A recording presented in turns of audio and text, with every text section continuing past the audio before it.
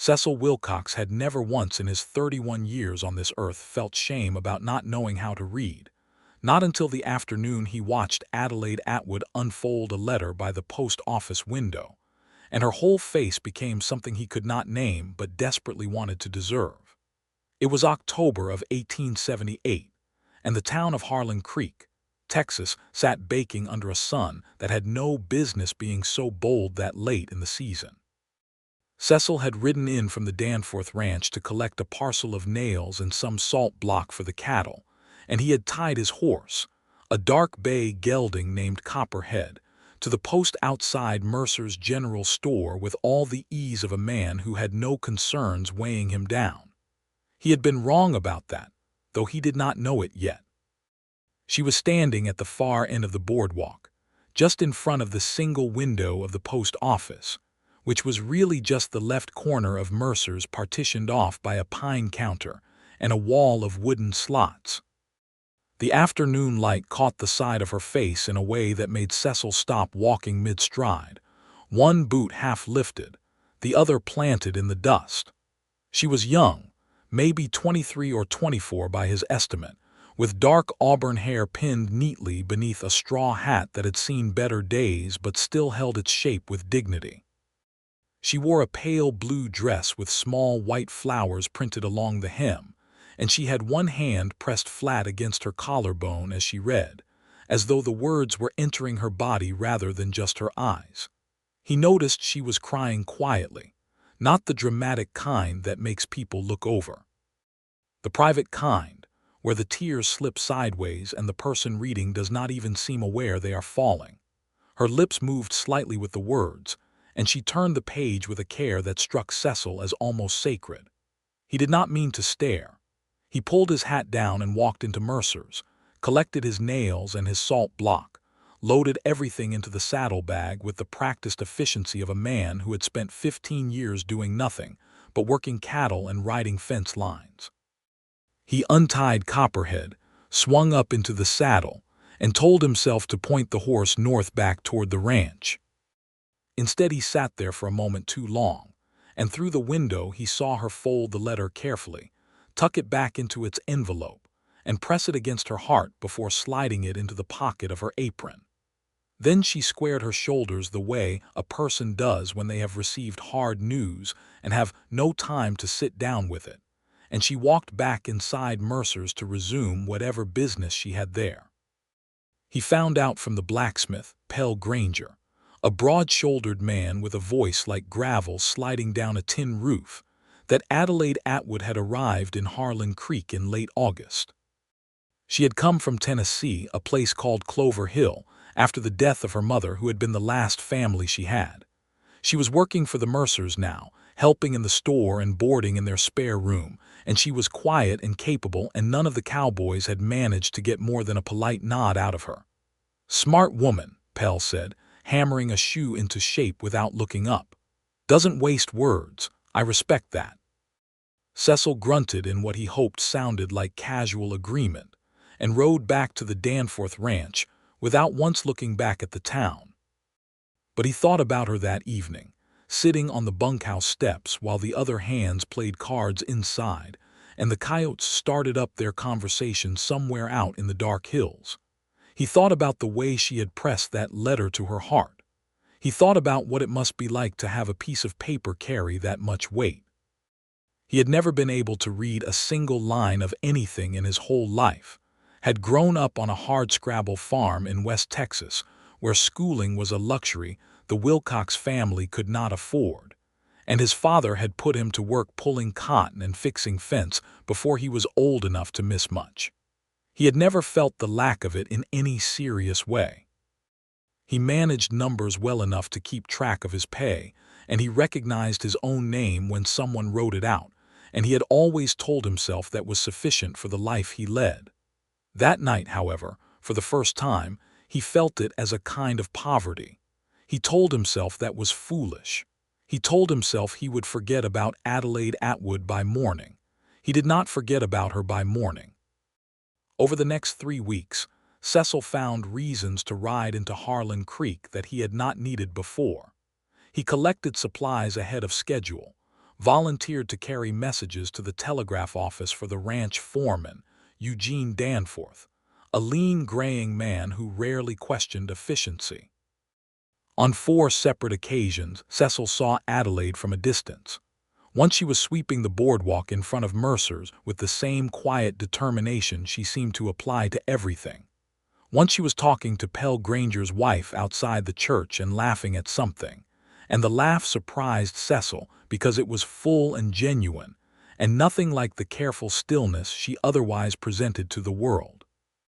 Once she was loading a box into a wagon for old Hector Vance, who was too stiff with arthritis to manage it himself, and she did it without being asked and without making a show of it. The 4th time, she looked directly at him. He had just come out of the feed store, and she was crossing the street with a basket on her arm, and their eyes met for perhaps 3 seconds before Cecil remembered to take his hat off, which he did with a haste that made him feel 17 years old. She gave him a small, measuring nod, the kind that said she had seen him before and filed him under some category she had not yet named, and then she walked on. His hat was still in his hand 30 seconds later. He finally spoke to her on a Saturday in early November when he came into Mercer's for tobacco and found her alone behind the counter because old Tom Mercer had gone to retrieve a crate from the back and his wife Dora had stepped out for something. Adelaide was tallying numbers in a ledger with a stub of pencil, her brow slightly furrowed, and she did not look up immediately when the doorbell jangled. "One moment," she said, finishing her line. "Take your time," Cecil said, and something about his voice made her look up then.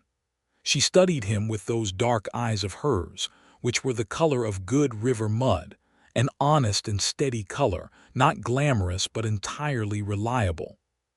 "What can I get you?" she asked.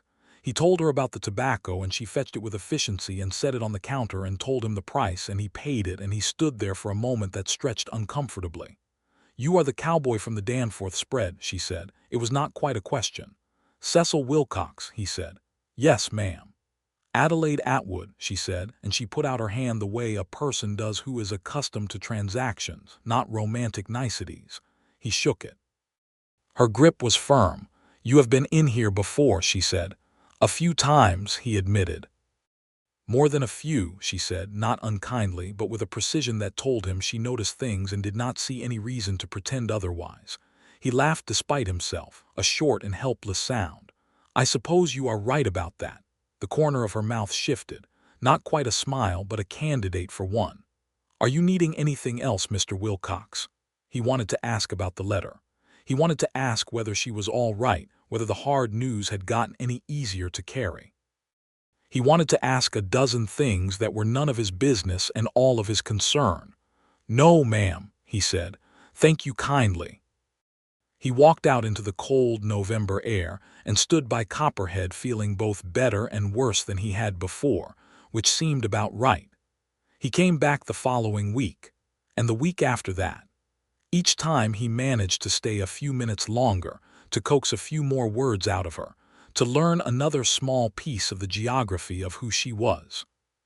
He learned she had grown up reading everything she could get her hands on, that her mother had believed education was the only inheritance worth leaving, and she had grown up with a small but carefully chosen collection of books that she still carried with her in a wooden crate she had hauled all the way from Tennessee. He learned she found the Texas landscape unsettling in its vastness, that she had grown up in hills and trees, and the flat open prairie made her feel exposed in a way she was learning to manage. He learned she was saving money with the methodical patience of someone who had a plan, though she did not tell him yet what the plan was. He told her things too, which was unusual for him. He was not a man who talked about himself by habit. But something about the directness of her attention made him straightforward in return, as though being evasive would be somehow rude. He told her he had grown up poor, that he had been riding and working cattle since he was young, that he had come to the Danforth Ranch 6 years ago, and found it about as close to a home as anything he had known since leaving the family farm at 16. He did not tell her he could not read. He did not know exactly why except that it felt like the kind of thing that, once said, could not be unsaid, and he was not yet ready for whatever her face might do with that information.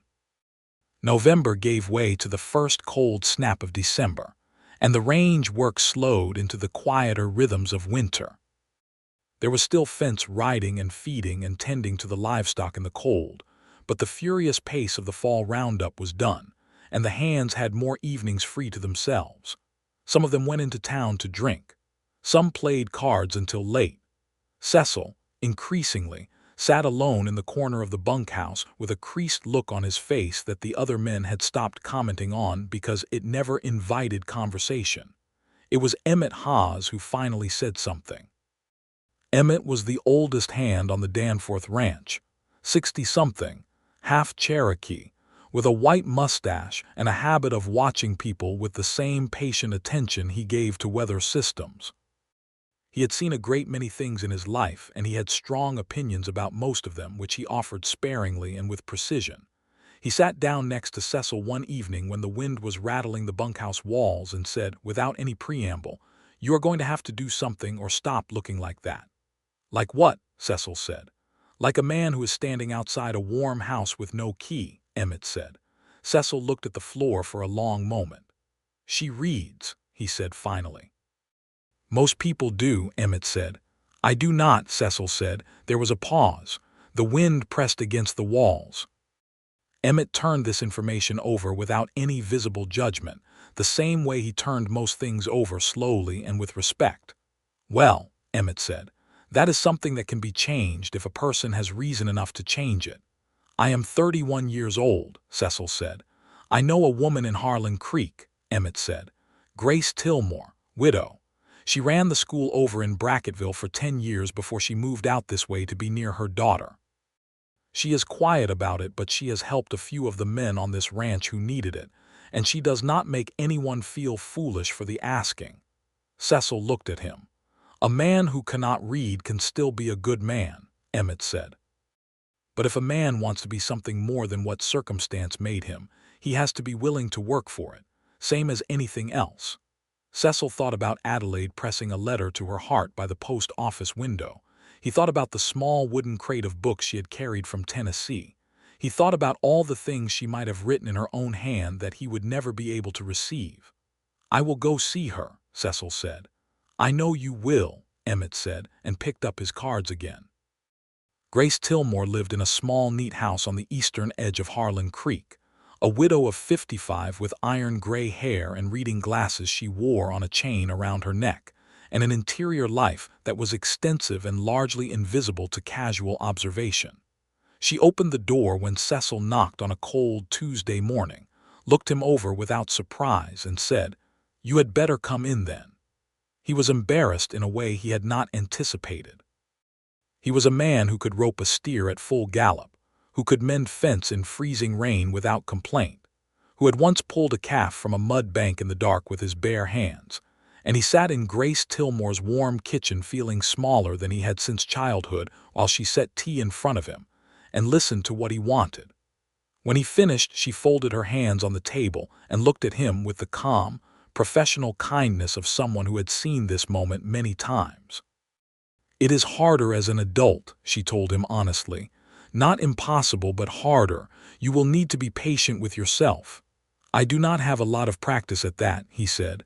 "I know," she said. "But you will learn it alongside the letters, and both will serve you." She paused. "Will twice a week suit? Mornings when you can come?" "Yes, ma'am," he said. "Then we begin Thursday," she said, and rose to fetch a primer from the shelf beside the fireplace. What followed was the hardest thing Cecil Wilcox had ever done, and he had done genuinely hard things. The letters were not individually difficult to look at, but making them cohere into sounds, and making those sounds cohere into words, was a process that required his brain to build entirely new pathways, and it was slow and sometimes humiliating work. Grace never once made him feel shamed for it, but that did not mean the shame was not sometimes present of its own accord, sitting quietly in the corner of the kitchen while he sounded out simple words with the careful, laborious effort of a child. He stuck with it. He came every Tuesday and Thursday morning in the dark cold of early winter, rode the 6 miles into Harlan Creek before the town was properly awake, and sat at Grace Tillmore's kitchen table with his big weathered hands wrapped around a cup of tea. He did not particularly want but always finished, and he worked. The alphabet first, sounds assigned to each shape, the shapes beginning to stand up in his recognition like men he was being introduced to one at a time. Then short words, 3 letters, then 4. Then the catastrophic complexity of words that did not behave the way the rules said they should, the irregular spellings and the silent letters, and the absurdities of English orthography that made Grace shake her head sometimes and mutter that the language had been assembled by committee without adequate supervision. Cecil made slow, genuine progress. He also kept visiting Adelaide. He had been careful about it, spacing his visits to the store at reasonable interval so as not to be obvious about his intentions. But by December, he had stopped pretending to himself that there was any purpose behind his trips into Harlan Creek beyond seeing her. She seemed to have come to a similar acceptance about his visits, because she had begun setting aside whatever she was doing when she saw him come through the door, rather than finishing her sentence before looking up. One afternoon in the second week of December, she invited him to have coffee at the small table in the back of the store, where the Mercers sometimes took their meals, and this felt like an extraordinary development. She had made the coffee herself, strong and dark the way Tennesseans apparently preferred it, and she poured it without ceremony and sat across from him and asked him a direct question. "Cecil Wilcox," she said, "what is it you are actually after?" He had been half expecting this. He set down the cup and looked at her steadily. "Company," he said, "yours in particular." She absorbed this with her characteristic stillness. "And what makes you think my company is worth the 6-mile ride twice a week?" "The fact that it does not feel like 6 miles, he said. Something moved in her face that she controlled quickly but not entirely. She looked out the small back window at the frozen yard for a moment. "I'm not easy," she said. "I have been told that.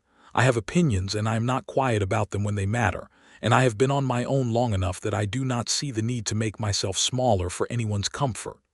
"I know that," Cecil said. "I am not asking you to be smaller."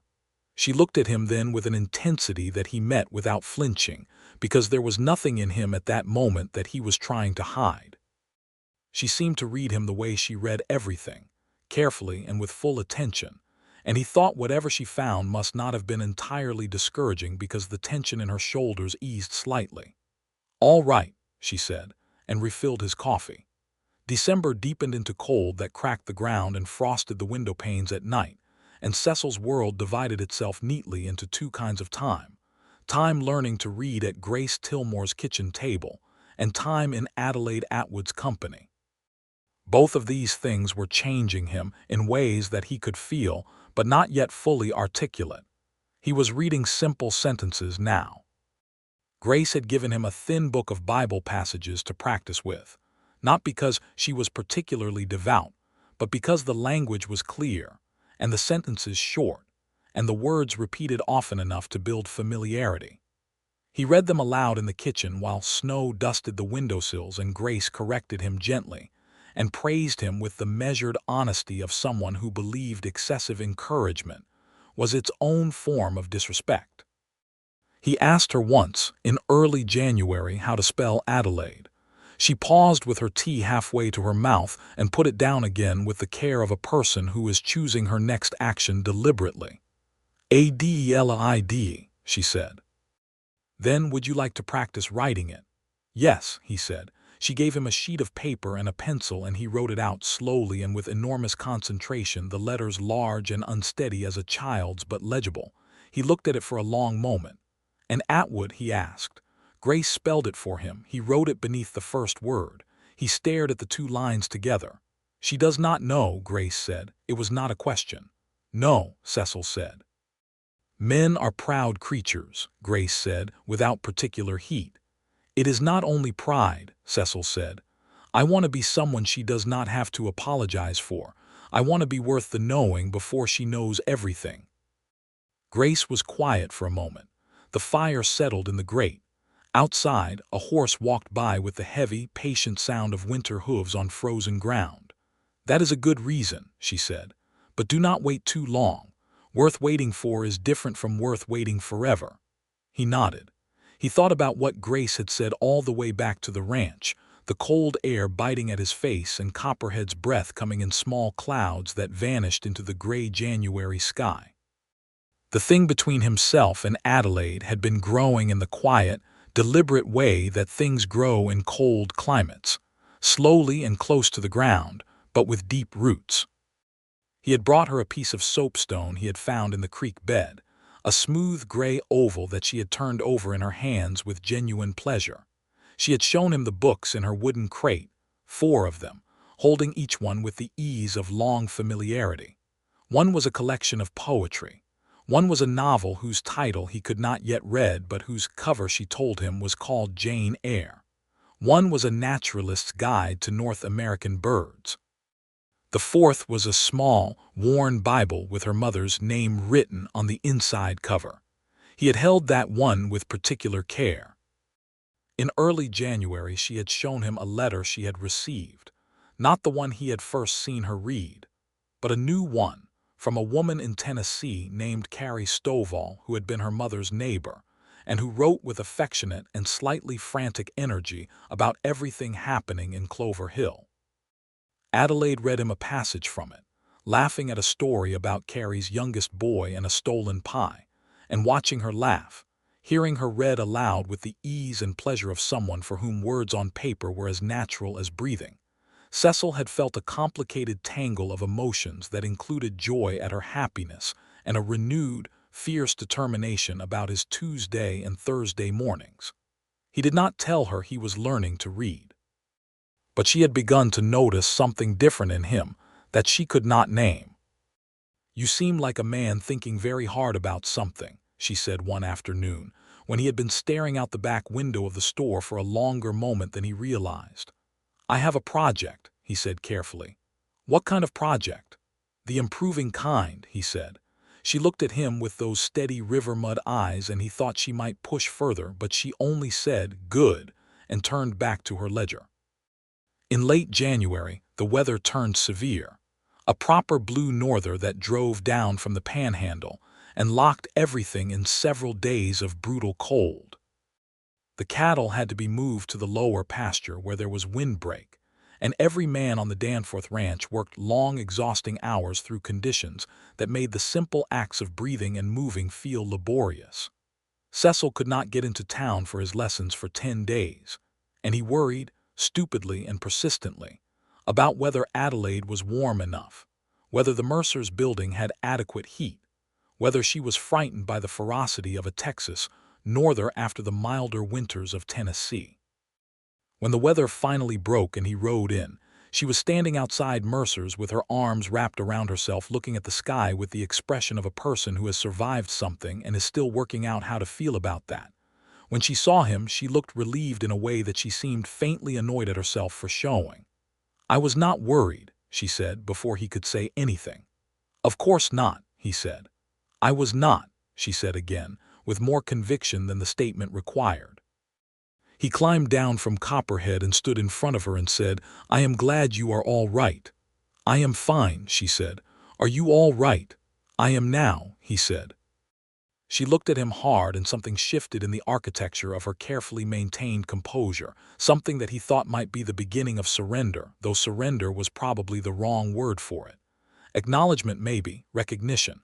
"Come in," she said. "I will make coffee." He went in. By February he was reading.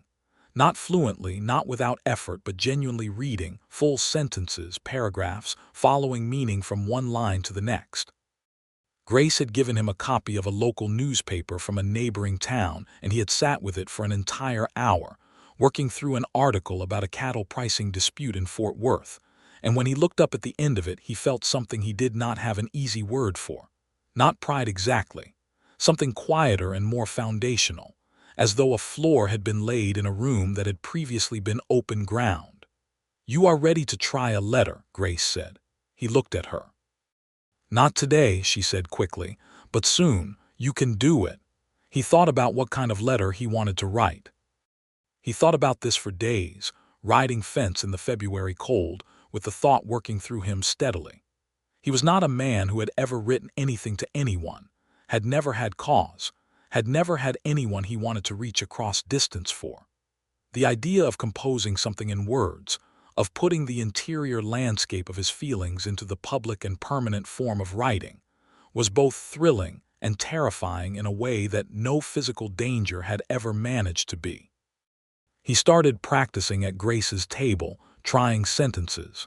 He crossed most of them out. They were either too plain or they tried too hard, and neither felt true to what he actually wanted to say. Grace did not offer suggestions except about spelling and grammar. She said the content was entirely his own affair. On a Thursday afternoon in late February, Eugene Danforth called the hands together and told them he had a piece of news. A cattle broker from San Antonio had approached him about buying a portion of the herd, a solid deal that would require some of the men to drive a portion of the cattle south in the spring. He was also thinking about taking on 2 more hands for the spring work and had put out word at the feed store. This was ordinary ranch business, and Cecil listened with his usual attention. But after the meeting, Emmett Haas fell into step beside him on the way back to the bunkhouse and said, without looking at him, "You any closer to saying what needs saying to that woman?" "I am writing her a letter," Cecil said. Emmett was quiet for a moment. "You learned to read then?" "I am learning," Cecil said. "I can manage most of it now. The writing is harder." "Writing always is," Emmett said. "Reading is receiving, writing is giving." He paused. "Do not wait for the letter to be perfect. It just has to be honest." "I know," Cecil said, "but I want it to be something she would want to keep." They walked in silence for a bit, their boots crunching on the half-frozen ground. "You are a better man than you think you are, Cecil," Emmett said. "The trouble is you have been measuring yourself against nothing but the opinion of a man who was never very generous with his estimates." Cecil looked at him. Emmett was talking about Cecil's father, and they both knew it, and Cecil thought it said something important about Emmett Haas that he had observed this without ever once being told about it. "I will write the letter," Cecil said. "Good," Emmett said. "And then you had better go and tell her to her face as well, because a letter is a fine thing, but it is not a substitute for standing in front of a person." The letter took 3 weeks. Not 3 weeks of steady writing. 3 weeks of attempts, of crumpled sheets of paper, of sentences that started right and veered wrong, of whole paragraphs written and read back and found wanting, of frustration that made Cecil push back from Grace's kitchen table and pace her small parlor until she handed him another cup of tea with the calm of someone who had seen creative agony before and knew it was part of the process. He wrote about the first time he had seen her, by the post office window in October. He wrote about what she had looked like pressing that letter to her heart, and how he had thought, without being able to say exactly why, that a woman who held words that carefully was worth knowing. He wrote about the winter. He wrote about what it meant to him to have found, in his 31st year on this earth, that a person could still become something they had not been before if they wanted it badly enough, and were willing to feel foolish while they worked at it. He wrote, near the end, that he was not a man with much to offer by way of material things, that he had his horse and his saddle, and a decent reputation for honest work and a strong back, and whatever acreage of feeling he could give her, which was, it turned out, considerably more than he had previously realized he possessed. He wrote that he did not expect anything in return for saying any of this, but that he had decided he would rather say it plainly and be refused than carry it around unsaid for the rest of his life. Grace read the final version at her kitchen table while Cecil stood by the window trying to look like a man who was not holding his breath. She finished. She set it down carefully. She removed her reading glasses and placed them on the table and looked at them for a moment. "Cecil Wilcox," she said, "this is a very fine letter." He let the breath go. "Do not wait another day," she said. "March is nearly gone. You have been learning since December. That is enough winter spent on preparation." He folded the letter, slid it into the envelope he had bought from Mercer's own stock, and on the outside he wrote, in his large and careful and absolutely legible hand, Adelaide Atwood, with a steadiness that surprised him. He rode into Harlan Creek on the last Friday of March 1879, under a sky that had finally remembered it was supposed to be spring. The redbuds along the creek were beginning to show their purple, and the air had the particular quality of Texas in early spring, warm enough to offer hope, cool enough to still have teeth, vast and clear and smelling of cedar and creek water and the possibility of things. He tied Copperhead outside Mercer's and went in. Adelaide was at the counter, going through an inventory list with the pencil behind her ear that had become such a familiar detail of her that he could not imagine her face without it. She looked up when he came in and gave him the look that she now gave him, the one that was composed of several things she had not yet fully permitted herself to say out loud. "Good morning," she said. "Good morning," he said. He walked to the counter and set the envelope down in front of her. She looked at it. She looked at his handwriting on the front, her own name, and he saw something cross her face that was recognition of a different order than usual, as though she were seeing something she had not expected. "You wrote this," she said. "Yes," he said. She looked up at him.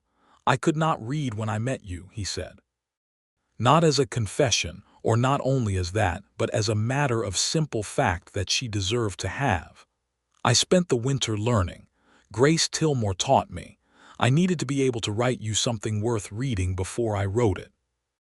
The silence between them was the kind that has weight and texture and is not actually silent at all but full of things being understood. "You learned to read," she said slowly, "this winter." "Yes, ma'am." "Because of me," she said. "Because of what I felt when I watched you with a letter," he said. "Which was because of you, yes."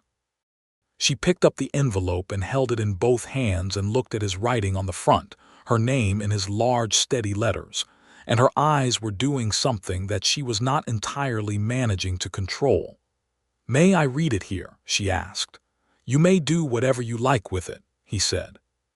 She opened it with the same careful respect she gave to all letters, unfolded the single page, and read. He watched her face while she read. He watched her eyes move across the lines he had spent 3 weeks writing, and he saw her expression change the way landscapes change when light moves across them, opening and shifting and becoming something richer than what had been there before. When she finished, she did not look up immediately. She stood with the letter in her hands and her head bent for a long moment, and when she finally raised her eyes they were wet, and she did not seem embarrassed about it. "Cecil," she said. "Adelaide," he said. "This is the most honest thing anyone has ever given me," she said. "I tried to make it worth the reading," he said. She folded it slowly, the same way she had folded that first letter he had watched her read in October, with a tenderness that meant she intended to keep it, and she pressed it against her collarbone in exactly the gesture he had first seen from across a dusty street in early autumn. He felt something in his chest move that had been lodged there since October, something that had been waiting for this precise moment with more patience than he had known he was capable of. "I would like you to call on me properly," she said, "if that is what you are intending." "That is exactly what I am intending," he said.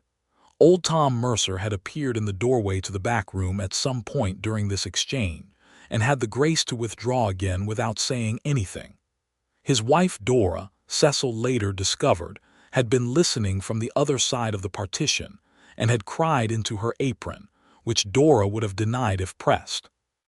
Cecil walked out into the spring morning feeling like a man who had been carrying a stone all winter, and had finally been allowed to set it down, and find that the ground beneath it was good.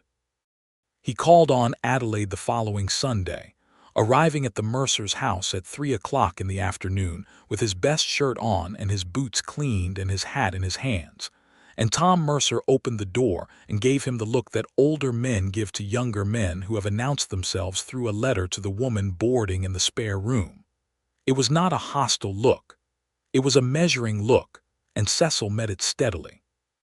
Adelaide came downstairs in a dark green dress he had not seen before, and her hair down over one shoulder in a dark auburn braid rather than pinned up, and he thought she looked so entirely herself that it was almost frightening. They sat in the Mercer's parlor and talked for 2 hours while Tom Mercer read his paper in the corner with the oblivious deliberateness of a man pretending not to listen. They talked about everything and nothing, about Tennessee and Texas, about the way spring smelled different in different places, about whether the cattle trade would ever be as strong again as it had been in the years before the railroad changed everything. Adelaide had strong opinions about the railroad and about progress generally, a complicated position that valued the improvements while mourning what they cost. Cecil found this position entirely sensible and said so. "You are not going to argue with me," she said. "Why would I argue with something I agree with?" he said. She looked at him as though she were not entirely sure what to do with this, and then she laughed, and it was the full, genuine laugh he had first heard from across a street months ago, and it was even better up close. He left at 5 o'clock, shook Tom Mercer's hand at the door, and walked to where Copperhead was tied, feeling like the ground had a different quality under his boots than it had had before. He came back the following Sunday, and the Sunday after that. By late April they were walking in the evenings when the spring light lay golden and long across the Texas plain, along the creek path where the willows were leafing out, and the mockingbirds were conducting their extraordinary and relentless performances in the brush. Adelaide talked about her mother on one of these walks, about the woman Adelaide Atwood had been, practical and warm and fiercely literate, who had believed that a woman who could read and think and keep her own accounts was a woman who could not be made small. Cecil listened to this with the full attention that Adelaide deserved, and that he had come to understand was one of the things he could genuinely give her. He told her about his own family on a different evening, about the farm in West Texas and his father who had been hard in the way that poverty and disappointment make some men hard, and about his mother who had been gentle and tired, and who had died when Cecil was 14 of a fever that a doctor who came sooner might have prevented, except that doctors who came sooner cost money they did not have. He told it plainly and without self-pity, and Adelaide listened with the same quality of attention she brought to everything. And when he finished, she reached over and took his hand in both of hers and held it without saying anything, which was exactly the right response. He kissed her for the first time in early May, on the creek path, in the evening, with the willows moving gently in the warm south breeze and the light turning everything amber. She had said something that made him laugh, and he had turned to look at her still laughing, and she was looking back at him with something in her expression that was not complicated at all, just open and clear and waiting, and he leaned forward and kissed her with the careful and deliberate tenderness of a man who understands that some things should be done properly the first time. She kissed him back without hesitation, with the directness that characterized everything she did. When they separated, she looked at him and said, "You took long enough." He laughed again. "I wanted to be sure." "Were you not sure?" she asked. "I was sure," he said. "I wanted to be sure you were sure." "Cecil," she said patiently, "I kept a letter you wrote me before I had ever been kissed by you. I was sure." In June he asked Eugene Danforth for a conversation. They sat on the porch of the ranch house in the long summer evening, the crickets already starting up and the last light fading in the west in that slow Texas way that made the endings of days feel epic, and Cecil laid out his situation plainly.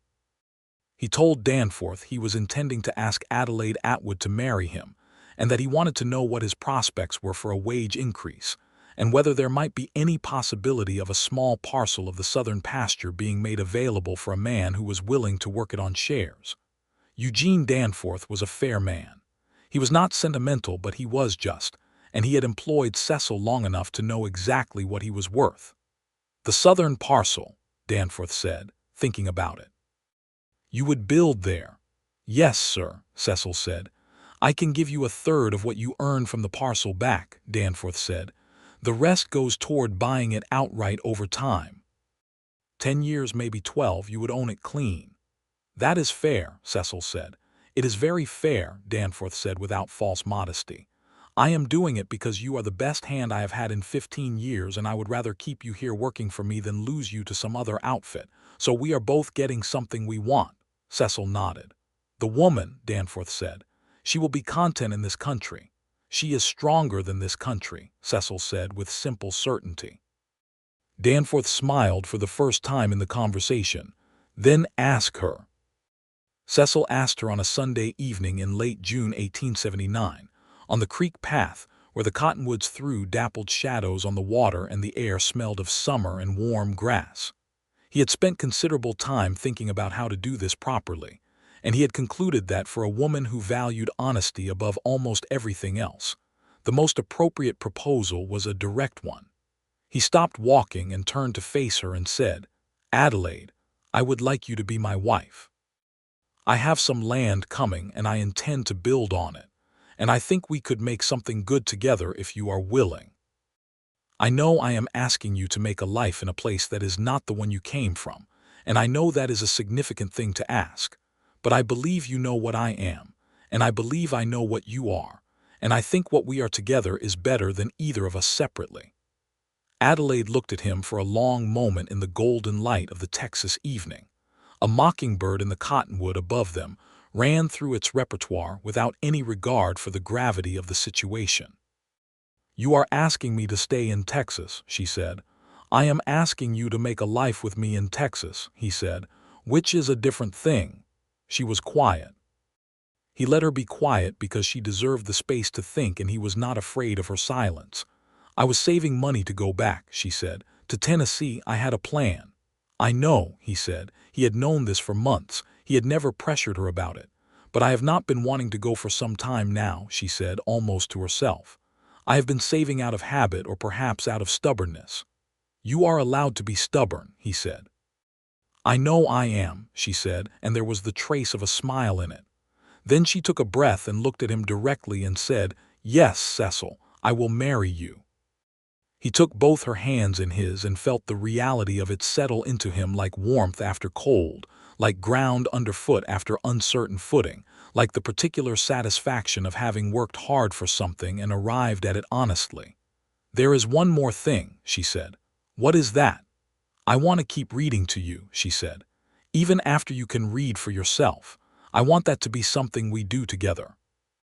He thought about this and found it so perfect and so entirely Adelaide that it made his throat tighten in a way he did not try to hide from her. "I would like that very much," he said. They were married in September 1879 in the small Methodist church in Harlan Creek, with Tom and Dora Mercer standing up for them, and Emmett Haas sitting in the front pew looking like a man attending an event he had had a hand in arranging, which Emmett would have denied if pressed.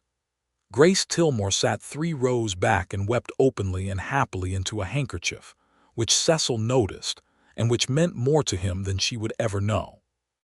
Adelaide wore a dress of ivory muslin with small pearl buttons along the cuffs that Dora Mercer had altered from her own wedding dress, and she carried a small bunch of late wildflowers, bluebonnets and Indian paintbrush, that Cecil had ridden out at dawn to find in the creek meadow. Her hair was pinned up with the pearl combs that had been her mother's, and she walked down the aisle of that small wooden church with the same quality she brought to everything, directly, and without apology, and entirely herself. Cecil stood at the front and watched her come to him, and thought that the 6 miles between the Danforth Ranch and Harlan Creek, ridden through every kind of weather since October of the previous year, had been the most worthwhile distance he had ever covered. The ceremony was conducted by Reverend Abner Holt, a compact man with a surprisingly resonant voice who spoke the words with the kind of genuine attention that made them feel new rather than worn. When he reached the part about the declaration, Cecil said his part in a voice that carried clearly to the back of the church, and Adelaide said hers with the directness of a woman who has thought carefully about what she is committing to and means every word. They came out of the church into the September sunlight to find that most of Harlan Creek had gathered on the street in the casual manner of a town that does not require formal invitations to involve itself in happy events. Pell Granger had produced a fiddle from somewhere and started playing before Cecil had even finished descending the steps, and someone rolled out a barrel in front of the feed store, and the afternoon became the kind of warm communal celebration that small towns do genuinely well when they are not self-conscious about it. Adelaide danced, which surprised Cecil, because she was not in general a woman who moved without purpose. She danced with a lightness that suggested the dancing was a thing she kept private and brought out only when the occasion was sufficient. She danced with Emmett Hawes, who had a stiff dignity on the dance floor that was somehow deeply graceful, and with Tom Mercer, who was earnest and a half-beat behind but cheerful about it. And then she danced with Cecil, who was honest enough about his abilities to warn her in advance. "I am not much of a dancer," he said. "I know," she said. "I have been watching you for 2 minutes. That is unkind." "It is accurate," she said, taking his hand. "Come on." He did his best, which was not excellent, and she guided him with the ease of someone who knows how to compensate for another person's limitations without making them feel the compensation. He thought this was something she did in many contexts and was grateful for it. After the dancing, late in the afternoon when the light was going long and gold and the crowd had mellowed into smaller conversations, Cecil found Emmett standing alone by the water trough with a cup of something and looking at the sky with his usual air of private contemplation. "Thank you," Cecil said, "for the winter, for pointing me to grace, for saying what needed saying." Emmett looked at him. "I only said what was already obvious to everyone except you. That is sometimes the most useful thing a person can say." Emmett was quiet for a moment. Then he said, "Your father could not make a man out of you. You made one yourself." He drank from his cup. "That is the better kind." Cecil could not speak for a moment. He clapped Emmett on the shoulder, and Emmett permitted this with the air of a man tolerating an expression of emotion and finding it not entirely unwelcome. Cecil and Adelaide moved into a 2-room cabin on the southern parcel of the Danforth land at the end of September. A small, tight structure that Cecil had spent his free hours through the summer building with help from 3 of the other hands and from Pell Granger, who turned out to have strong opinions about proper door frames. Adelaide had whitewashed the interior walls and hung her mother's Bible on a nail above the fireplace, and set her wooden crate of books on the shelf Cecil had built for that specific purpose. The crate had grown because Dora Mercer had given her a copy of David Copperfield as a wedding gift, and Grace Tillmore had given her a slim volume of Emily Dickinson's poems. On the first evening in the cabin, after the cooking fire had burned down and the oil lamp was lit, and the big Texas night pressed against the window glass, Adelaide read aloud to him from Jane Eyre, which he had been waiting months to hear properly. She read well, with attention to the rhythms of the prose and the emotional temperature of the scenes, pausing sometimes to look at him and gauge whether he was following, which he was entirely. When she stopped for the evening, she closed the book with her finger marking the place and said, "You know, I could tell you something." "Tell me," he said. "The first time you came into Mercer's," she said, "I thought you were the most watchful person I had ever seen, not in an uncomfortable way. In the way of someone who is paying real attention." "I was paying real attention," he said. "I know," she said. "I thought it was remarkable. Most people are not actually looking at what is in front of them. You were." She paused. "I was predisposed to trust you before you had given me any particular reason to." "That is not a comfortable thing to admit," he said. "No," she agreed.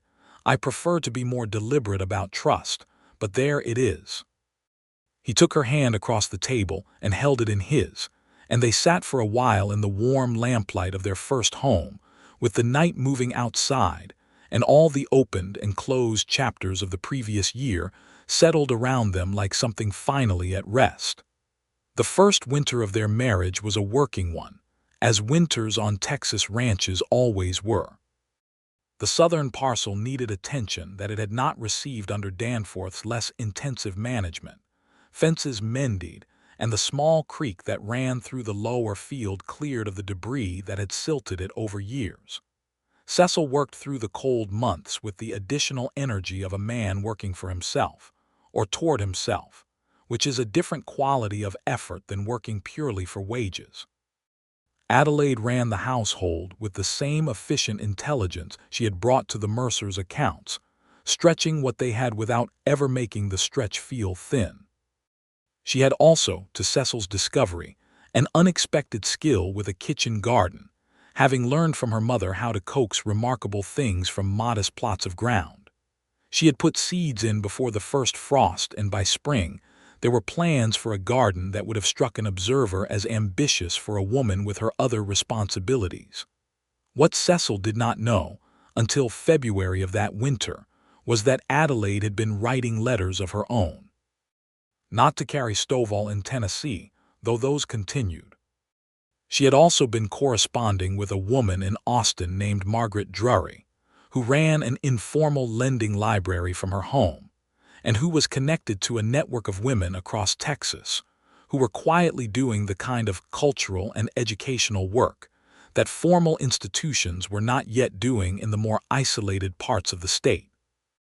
Adelaide had written to her in October, shortly after the wedding, suggesting that Harlan Creek and its surrounding area might benefit from a lending library of its own, something modest, a rotating collection of books that could be borrowed and returned through the post office or through Mercer's store.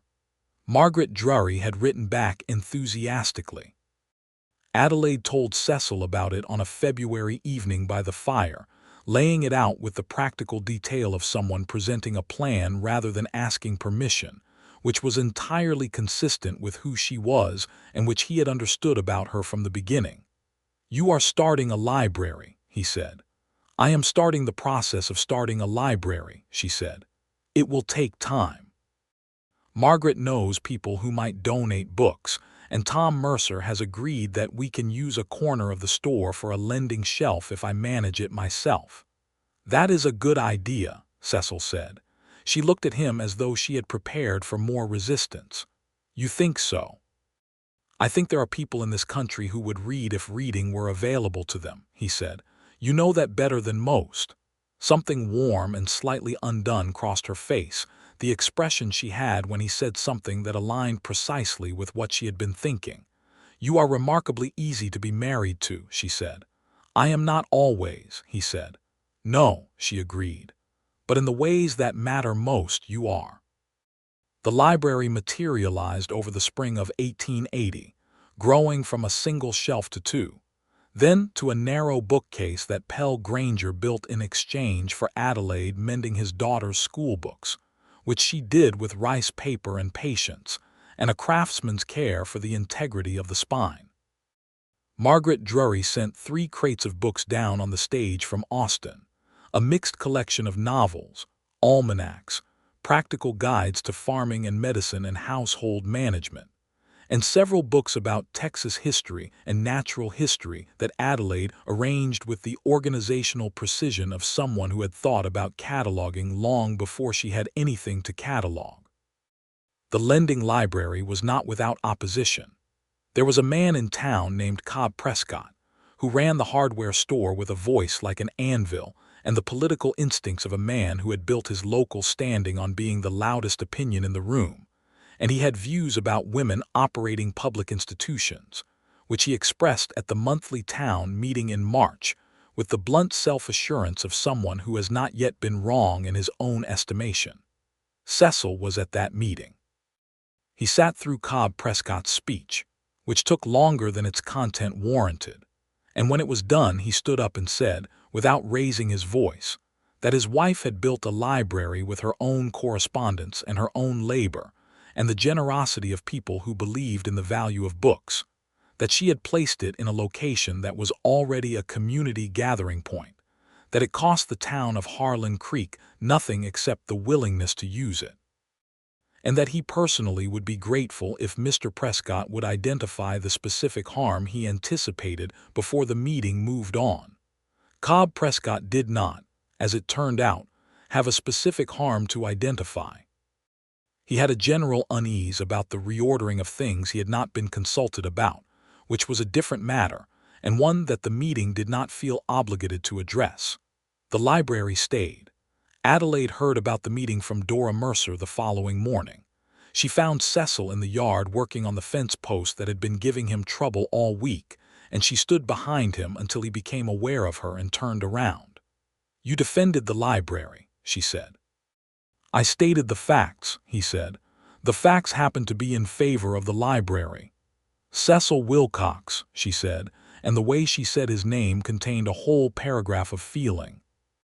She crossed to him and put her arms around him with a directness that was exactly like the handshake she had given him the first day they met, complete and without reservation, and she pressed her face against his shoulder. He held her. "I have never had anyone do that for me before," she said. "Stand up at a meeting," he said. "Fight for something of mine," she said. "It is also something of this whole community," he said. "I know," she said, "but you did it for me." He held her in the March sunshine while the fence post waited, and Copperhead observed them from the paddock, with the philosophical detachment of a horse that has seen many things. In the summer of 1880, Adelaide told him, on an evening when the heat had finally broken and they were sitting on the small porch he had added to the cabin, that she was going to have a baby.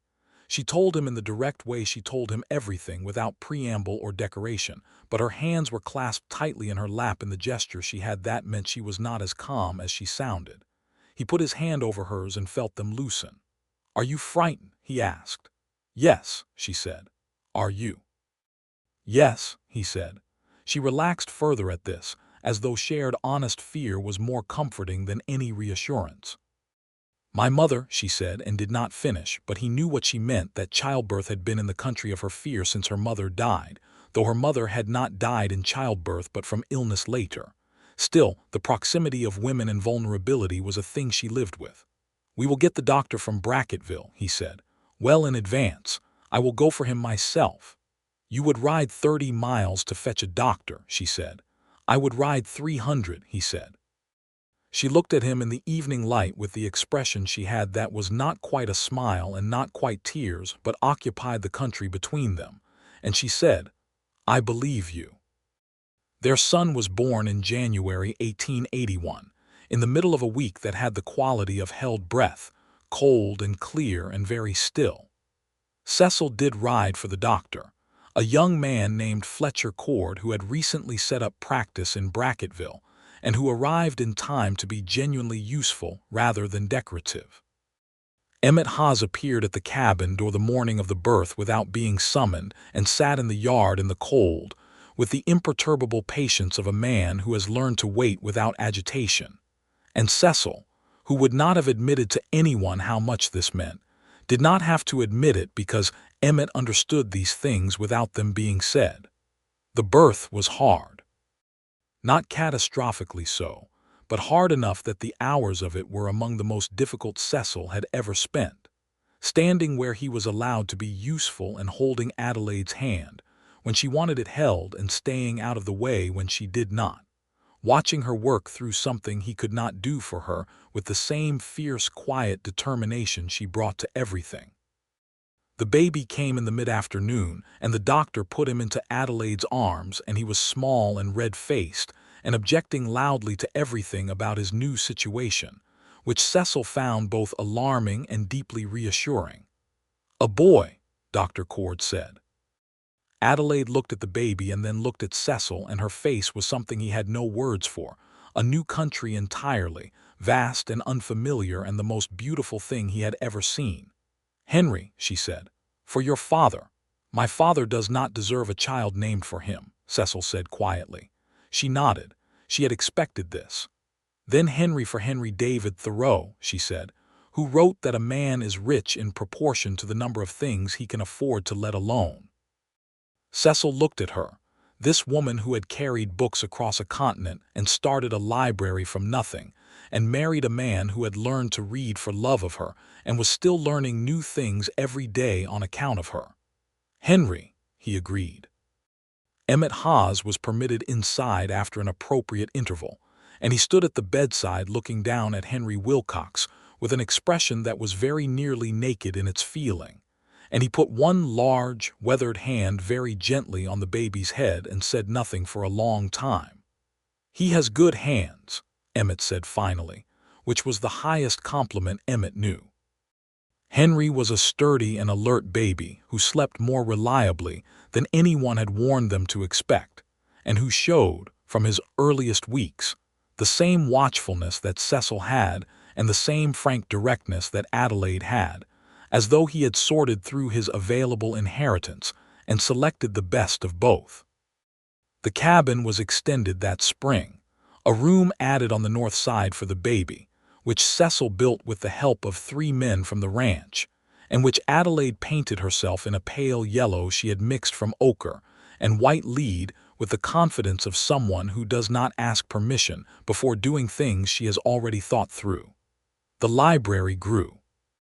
By 1882, it had outgrown the corner of Mercer's store and Tom Mercer, who had become entirely converted to its cause partly through Adelaide's persuasion, and partly through the evidence of his own observation that people who came to borrow books also bought things while they were in the store, had cleared a proper room in the building's back addition. Adelaide kept the catalog with the meticulous attention she gave to all records, and she organized monthly evenings where people came to hear reading aloud, which had begun as a practical accommodation for those who could not read and had become, over time, something the whole community looked forward to. Cecil read at these evenings. He was not the most fluent reader in the room, but he had become genuinely capable, and he had a quality of voice that Adelaide said made even plain prose feel like it had weight, and people listened when he read the way they listen to someone who has earned what they are sharing. Cobb Prescott came to the reading evenings, eventually. He never admitted he enjoyed them, but he was never absent. Emmett Hawes retired from the Danforth Ranch in the fall of 1882, his body having given him clear notice that it had completed its decades of range work and was prepared to negotiate for reduced terms. Eugene Danforth gave him a small cabin on the edge of the ranch property and a pension that was modest but genuine, and Emmett accepted this with the dignity of a man who has given good value for everything he has received. He began spending 2 afternoons a week at Cecil and Adelaide's place, which had grown considerably from the original 2-room cabin. Cecil had purchased the southern parcel outright a year ahead of Danforth's estimate, because Adelaide's careful household management and the small income from the lending library's modest subscription system had accelerated the savings considerably. There was now a proper house with 4 rooms and a porch that ran along 2 sides, and a kitchen garden that produced enough in the summer that Adelaide put up preserves and traded them at Mercer's for credit. On those afternoons, Emmett sat on the porch with Henry, who had developed an early attachment to the old man that struck everyone who observed it as entirely natural, and he told Henry things about horses and weather, and the landscape that Cecil listened to through the window while he worked on the accounts at the kitchen table. Some of these things were practical knowledge, and some of them were stories, and some of them were the kind of slow wisdom that an old man accumulates the way rivers accumulate sediment, so gradually it becomes part of the land. Adelaide came out with coffee and sat with them sometimes, and on one afternoon in the fall of 1882, she set the coffee down and produced from her apron pocket a letter she had received that morning, which she read aloud to them. It was from Carrie Stovall in Tennessee, who had news. The town of Clover Hill had established its own small school, finally, after years of the families sharing tutors among themselves, and they had hired a young woman from Nashville to teach it. Carrie wrote that Adelaide Atwood would have been so very pleased at this, and she hoped Adelaide was well and prospering in Texas, which she seemed to be from her letters, and she said the town still missed the Atwood women even after all the years, and she thought Adelaide's mother had been the kind of person who left a shape in a place that didn't fill in the ordinary way. Adelaide folded the letter when she finished reading and held it in her lap. Emmett was looking at the middle distance with the specific expression he had for things that deserved quiet respect. Henry had fallen asleep against the old man's side. "She sounds like her mother," Emmett said, meaning Adelaide sounded like a leaner from what Carrie had written. "I try to," Adelaide said. I'm not always sure I manage it." Cecil came out of the kitchen, having heard the letter through the window, and sat down on the porch step and looked at his wife. "You manage it," he said. She looked at him. "Every day," he said. She reached out and put her hand on his shoulder and left it there while the Texas afternoon moved around them, the light going long and the cedar wrens starting up in the live oak by the fence, and Henry sleeping against Emmett's side with the total and untroubled confidence of a child who has never once had reason to doubt that the world is a safe and good place. The second baby came in 1884. A girl this time, which Adelaide had expected on no evidence except a feeling she had, and which proved accurate.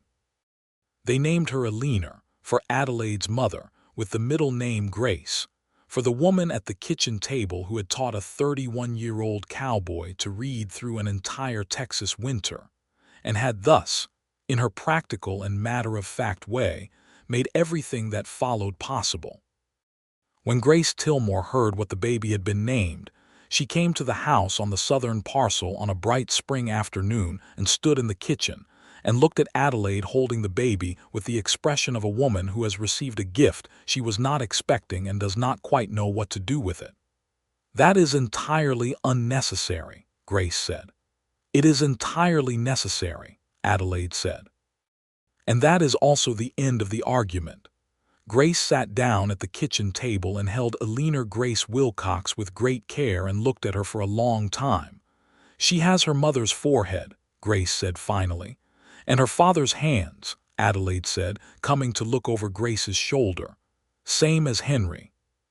Cecil, standing in the doorway to the parlor, thought about Grace spelling out Adelaide for him at her kitchen table on a cold morning in December of 1878. Watching him write the letters one by one with enormous effort.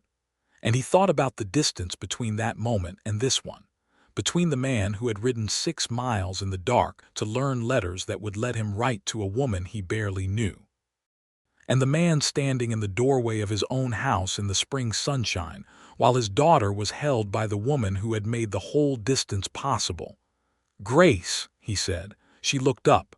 "Thank you," he said. He had said it before, several times over the years, but he said it again because it was true every time. "You did the work," she said. "I only showed you where to start." By 1885, the town of Harlan Creek had grown enough that there was real discussion about a schoolhouse. The population had expanded with the increasing settlement of the region, and there were enough children that the informal arrangements families had made among themselves were no longer adequate.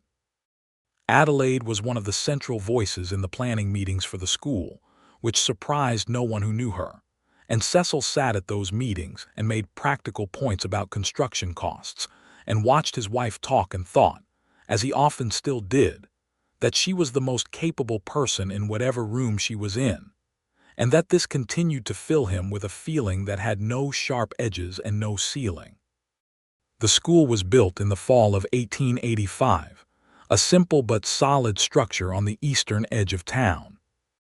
The teacher they hired was a young woman of 25 named Nora Finch, who came from San Antonio with excellent references and a passion for education that struck Adelaide as genuine from the first conversation. Henry Wilcox, age 4 and already a child of startling alertness, went to school in the fall of 1886 and came home every day with the kind of reports that made Adelaide press her hand to her mouth to hide her expression. Not because Henry was extraordinary, though she privately thought he was, but because watching her son move through the world with the confidence and curiosity of a child who has always been surrounded by books and reading, and the evidence that learning is a form of joy, was something that required a moment to be grateful for quietly. Cecil read to both children every night. It had begun with Henry when he was very small, simple books and then longer ones, and Eleanor had inserted herself into this ritual before she was old enough to have any understanding of the words, simply because she wanted to be where Henry was. And by the time she was 2, she climbed into Cecil's lap with the authority of someone who has established a claim and intends to exercise it. He read them stories and almanacs and, occasionally, passages from Jane Eyre that he chose for the quality of the language rather than the appropriateness for small children, which was a habit Adelaide observed with amusement and did not interfere with. He read them the Emily Dickinson poems from Grace's wedding gift, which neither child fully understood but which both seemed to feel in some way that mattered, sitting still in a way they did not always sit still. One evening in 1887, Henry, who was 6 and reading quite well already, picked up the thin book of Bible passages that Grace had given Cecil to practice with in the winter of 1878, which had lived on the bottom shelf since they moved in and which no one had looked at in some time. Henry looked at it and then at his father and said, "Papa, why is your name in the front of this book?" Cecil looked at the book. He had forgotten that Grace had written his name on the flyleaf in her neat schoolteacher's hand, Cecil Wilcox, December 1878, with a small notation beside it that said beginning reader. He sat down on the floor beside Henry, which was his usual approach to conversations that deserved his full attention. "That was your father's first school book," he said. Henry looked at this information. "You went to school." "A private kind," Cecil said. "I learned to read when I was 31 years old." Henry absorbed this with the seriousness of a 6-year-old confronted with information that does not fit his existing categories. "But you read so well now," he said. "I practiced," Cecil said. "Why did you not learn before?" Cecil thought about how to answer this honestly and accessibly. "When I was young," he said, "my family did not have the money or the time for school. I had to work instead. A lot of children in this country are in that situation. It is one of the reasons your mother worked hard to get a school built here, so that children can learn when they are young and not have to learn the harder way later." Henry looked at the book for another moment. "And you learned because of Mama," he said, with the uncanny accuracy of a child who has absorbed more than the adults around him knew. Cecil looked up and found Adelaide standing in the doorway to the kitchen with her arms folded and the expression she had that contained everything at once. "Yes," Cecil said, "I learned because of your mother." Henry turned this over. Then he said, with the judicial fairness of a child summarizing a situation, "That was very smart of you, Papa."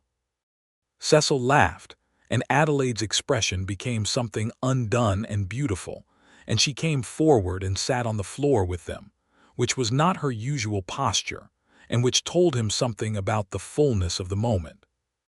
They sat on the floor of their parlor, the 4 of them, because Eleanor had toddled over to join whatever was happening, and Adelaide held the beginning reader book and looked at it for a long moment. "I never knew the precise date," she said. "December 1878. 2 months after I first saw you," he said. "And you never told me," she said. "I wanted to be worth the telling," he said.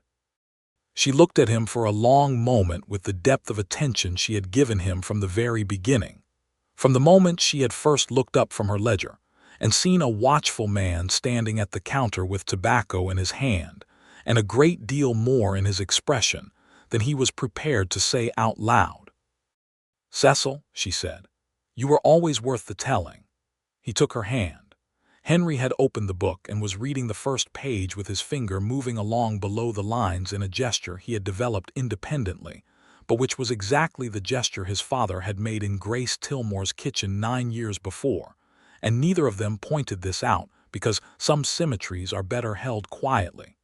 The spring of 1888 brought a period of exceptional beauty to the southern parcel. Adelaide's garden, which had evolved over 8 years from ambitious beginnings to something genuinely remarkable, was in full riot. The fruit trees Cecil had planted the second year of their marriage had come fully into their own, and the kitchen garden produced with the abundance of well-tended land that has learned what is expected of it. Adelaide had added roses along the south fence, a practical decision she had framed to Cecil as a matter of windbreak and privacy, which was true and also not the whole truth, and the roses in May were something that made people stop on the road. Emmett has spent more and more of his time at the house. He was old and his joints gave him trouble, and the cabin on the Danforth edge was not always comfortable, and Cecil had built him a proper room off the north side of the house after a conversation that had taken less than 5 minutes, because neither of them was a man who needed a lot of words to establish something important. Emmett had moved in the previous October and had settled into the household with the ease of someone who has finally arrived somewhere that fits. He taught Henry to track in the East Meadow, where the ground was soft enough to hold prints clearly, and he showed Alina how to identify the cedar wrens by their call alone, which Alina received as an extraordinary gift and used relentlessly to demonstrate to anyone who would listen. He sat on the porch in the evenings and played checkers with Cecil, who was a patient opponent, and he listened to Adelaide read aloud on the Sunday evenings when she still did this, which she did because she had always done it, and because the children had grown up expecting it. In early June of 1888, Emmett Hawes died quietly in his room in the North Addition, in the morning, without waking anyone, in a manner that Grace Tillmore, when she came for the burial, said was the kind of death that a long and well-lived life sometimes earns. He was buried in the Harlan Creek Cemetery in a spot that Cecil had selected carefully, on a rise from which the prairie was visible in all directions, which seemed right for a man who had always kept a weather eye on the horizon. Henry, who was 7, stood very still throughout the burial service with his hand in his father's, and his face set with a grief he was too young to fully process and too old to avoid feeling. Alina, who was 4, did not entirely understand what was happening, but understood that everyone around her was sad, and she leaned against Adelaide's side, and Adelaide's arm came down and held her with the same certainty that Adelaide brought to everything she loved. Cecil stood at the grave for a while after the others had walked back to the wagons. He stood there in the June heat with the prairie around him, thinking about a December morning in 1878, when an old man with a white mustache had sat down beside him on the bunkhouse steps and said, without any preamble, that a man who cannot read can still be a good man. But if a man wants to be something more than what circumstance made him, he has to be willing to work for it. He thought about what that sentence had done, how it had sent him to Grace Tillmore's kitchen, how Grace's kitchen had sent him to Adelaide, how Adelaide had sent him to everything that had come after. He thought that a person's influence on the world operates in ways they will never fully know, and that Emmett Hawes had built more than he had ever been given credit for. He put his hat back on and walked back to his family. The years that followed built themselves in the solid, layered way that good years do, each one adding something to the structure of what the Wilcox family was. Henry grew tall and serious and learned to work cattle with the same patience his father had, and he also read everything the library had and sent away for more. And by the time he was 12, he had finished everything available in Harlan Creek, and Adelaide was corresponding with Margaret Drury in Austin about what might come next. Alina was a different creature entirely, bold and fast and more interested in the garden and the outdoor world than in books. Though she was not uninterested in books, she simply approached them on her own terms and her own schedule, which Adelaide understood better than she let on because she had been a very young girl once who did everything on her own terms and her own schedule, and had turned out fine. Cecil had become, over the years, something he would not have predicted in December of 1878. He was not only a ranch hand on the Danforth property, though he still worked that land, and the relationship with Eugene Danforth's son James, who had taken over the ranch when Eugene retired, was a good one. He was a landowner with a working property that showed genuine signs of prosperity. He was on the town council of Harlan Creek, where he said less than most but was listened to more, which is the best ratio in civic life. He was a man who read and who was read to, whose home contained books and whose children grew up knowing that words were a form of wealth that did not diminish when shared. He was also, every day that passed, in love with his wife in a way that had not simplified over time but had deepened, the way rivers deepen, working into the landscape they move through, becoming part of its definition. He loved her directness and her stubbornness and the precision of her mind, and the warmth she kept underneath the precision like a fire kept behind a proper screen. He loved her laugh in her garden and the way she still read aloud on Sunday evenings, and the way she still, occasionally, pressed a letter against her heart before she put it away.